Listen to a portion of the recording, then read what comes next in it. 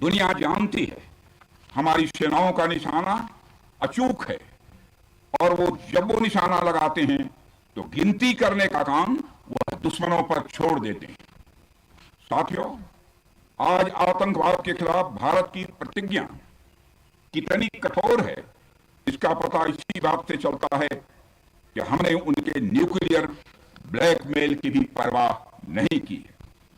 पूरी दुनिया ने देखा है कि कैसे गैर जिम्मेदाराना तरीके से पाकिस्तान द्वारा भारत को अनेक बार एटमी धमकियां दी गई हैं। आज श्रीनगर की धरती से मैं पूरी दुनिया के सामने यह सवाल उठाना चाहता हूं कि क्या ऐसे गैर जिम्मेदार और रोग नेशन के हाथों में परमाणु हथियार सुरक्षित हैं? मैं दुनिया के सामने यह सवाल खड़ा करना चाहता हूं।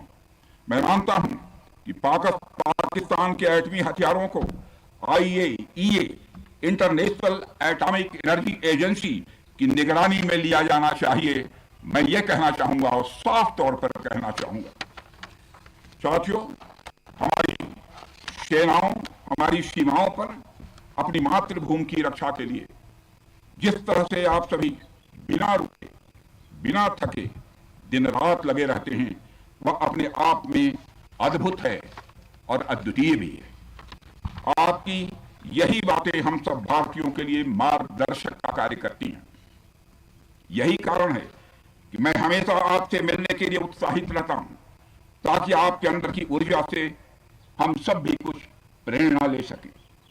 साथियों, आतंकियों ने पहलगाम में धर्म पूछकर हमारे निर्दोष लोगों को मारा। उसके बाद आपने जो जवाब दिया उसे पूरी दुनिया ने देखा है।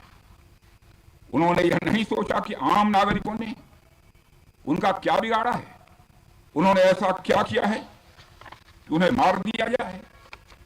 पर मैं यह कहना चाहूंगा, आतंकियों ने भारतीयों को धर्म पूछकर देखकर मारा, धर्म पूछकर मारा, तो हमने आतंकियों को उनका कर्म देखकर मारा है।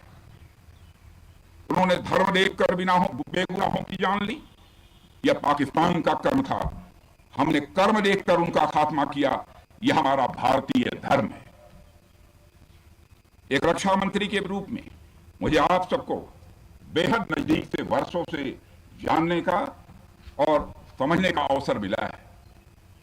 मैं आपके साहस और पराक्रम को तो जानता ही हूं, साथ ही साथ पहलगाम जैसी घटना के प्रति आपके गुस्से को भी मैं अच्छी तरह जानता हूं। साथियों, मुझे पता है कि पहलगाम के बाद आपके अंदर गुस्सा था, पूरे देश के अंदर गुस्सा था। मुझे पता है कैसा महसूस होता है जब धमनियों में बह रहा रक्त बेकाबू होने लगे। और मुझे इस बात की खुशी भी है कि आपने अपने गुस्से को सही दिशा देते हुए बड़ी बहादुरी और सूझबूझ के साथ पहलगाम का बदला लिया है। रही बात पाकिस्तान की, तो उसकी बात भी क्या करूं आपसे। वह देश तो मांगते मांगते अपनी जहालत से एक ऐसी हालात में आ गया है कि उसके बारे में यह भी कहा जा सकता है कि पाकिस्तान जहां भी खड़ा होता है वहीं से मांगने वालों की लाइन प्रारंभ हो जाती है। अभी आपने सुना ही होगा कैसे वह फिर एक बार इंटरनेशनल मॉनेटरी फंड IMF के पास कर्ज मांगने गया। वहीं दूसरी तरफ हमारा देश है कि हम आज उन देशों की श्रेणी में आते हैं जो IMF को फंड देते हैं ताकि IMF गरीब देशों को कर्ज दे सके। ऐसी स्थिति में हमारा यह भारत है। रामचरितमानस में स्वामी तुलसीदास जी ने लिखा है, जहां सुमतितः संपत्ति नाना, जहां कुमतितः विपत्ति निदाना। यानी जहां सुमति होती है, अच्छी नीतियां होती हैं, वहां सुख और समृद्धि होती है, और जहां कुमति होती है, बुरी मति होती है, केवल दूसरों के हित की भावना होती है, वहां तरह तरह की विपत्तियां स्वाभाविक रूप से आती ही हैं। पाकिस्तान जिसका जीता जागता यह उदाहरण है।